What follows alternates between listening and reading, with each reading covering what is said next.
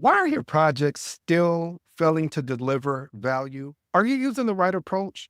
Like, what's the difference between this thing they call agile, iterative, incremental, and predictive? And which one really will fit your project? In today's episode, we will unpack the characteristics of the project life cycles according to the project, agile projects, I said the agile practice guide. Let's jump right into it, family. All right, first item. I know you guys have been excited about Agile. First, you got to get the mindset. What is the mindset? The mindset is more or less of saying, um, having a focus on collaboration, which is one of my favorite things to do with a team is collaborate because you're able to execute more, in my opinion. Flexibility and delivering value. Unlike traditional approaches like your predictive approach, meaning or waterfall, Agile adapts to changes efficiently, ensuring the end product meets the customer needs. Now, here's two actionable tips for you that you can think of. Encourage the team to embrace change rather than resist it. And number two, use tools like retrospective. Yes, retrospective is a tool. And retrospective fosters a growth mindset. What does that mean? That just simply means is after we finish the sprint, we're going to review what are some things we can improve on? What are some things that actually went? What are some things that we can continue to learn and grow from? And we're going to implement them right away. Compared to when you think of more of a predictive type approach of leading project, you think of lessons learned, a register. So that's the same thing. But the difference is here in the retrospective, you're not waiting to the end of the project to have this particular discussion. Let's move on to the next item, predictive, or sometimes what we call waterfall. This is a plan-driven approach. Now, this methodology focuses on upfront planning, where all requirements are defined. The project is executed in sequential phases: initiating, planning, execution, monitoring, controlling, and closing. This is best used for projects with clear and stable requirements and low uncertainty. You can think of this being used a lot of times in construction as far as the predictive approach in construction or manufacturing. Here's my two actionable items.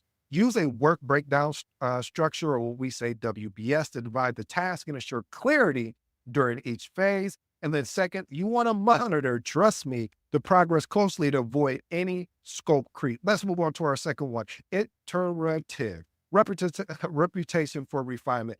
Iterative approach delivers a product through repeated cycles and iterations, where the solution improves based on feedback. The project is built progressively, but it may not be released until the final iteration. Key uses for this: developing software with multiple versions that refine functionality over time. Here's my two actionable items. Focus on gathering feedback after each iteration. Second, use tools like a prototype to visualize an improved solution before the final delivery. Next item on here on the characteristics, incremental.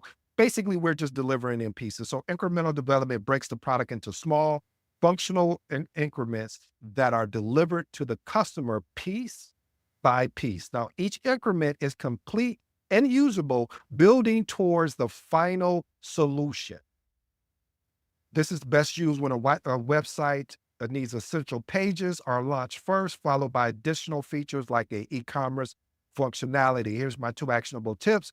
Prioritize feature based on business value using the backlog. Remember, one of the things we talk about, or one of the actual models, or I should say, one of the biggest things that we need to pay attention to as the principle, the 12 principles. The very first principle is about the customer. We want to provide the highest possible potential value to that potential customer. Here's my employ techniques like Moscow. This is a must have, should have, could have type delivery. All right. Agile. What is Agile? It's combining iterative and incremental. So Agile combines incremental deliveries like small and usable parts with iterative refinement, continuous improvement, while maintaining flexibility to adapt changes. Now, teams work in time box. So when you think of that in a 2 to 4 week time box, you'll think of Scrum, more of a sprint based type flow, delivering functionality increments and gathering feedback. Key uses: this is best suited for projects with high uncertainty, evolving requirements, as well as where customer involvement is essential. A good product or project, what you would want to look at is software development. Here's my two actionable tip. Implement frameworks like Scrum, which is like I discussed before, a sprint-based workflow, or Kanban, which is more a continuous flow, is more of a pool type approach. Here's the second item. Empower teams to self-organize and prioritize the most valuable work during each particular sprint. All right, family, let's look at the key difference between each approach. So predictive, we understand, is a fixed plan, low flexibility, sequential delivery. Iterative, refinement over multiple cycles, but no partial product delivery. Incremental, functionality delivers in increments, but less focus on continuous refinement. And then, of course, our final, agile, is a adaptable, user focused. Keep that in mind, family, especially if you're studying for your CAPM, your PMP, or even your ACP. This is all about user focus, delivering work increments with continuous improvement. Now, family, we're going to go to the characteristics of the project lifecycle. If you have this book here, the Agile Practice Guide, turn with me to page 18, again, page 18, and we're going to unpack each one of these items. Again, page 18, if you're following along. So the approach is predictive. With the requirements, predictive life cycles, they have a fixed requirement. Their activities are performed once for the entire project. There's only one single delivery, and that goal for a predictive approach is managing costs. All right, next one, iterative approach. Iterative approach, basically, their requirement is dynamic, meaning it can change. Activities repeat until correct. Delivery, single delivery, and the goal is correctness of solution. All right, let's move on to the next one. Incremental approach. Now, again, this is dynamic, meaning it can change.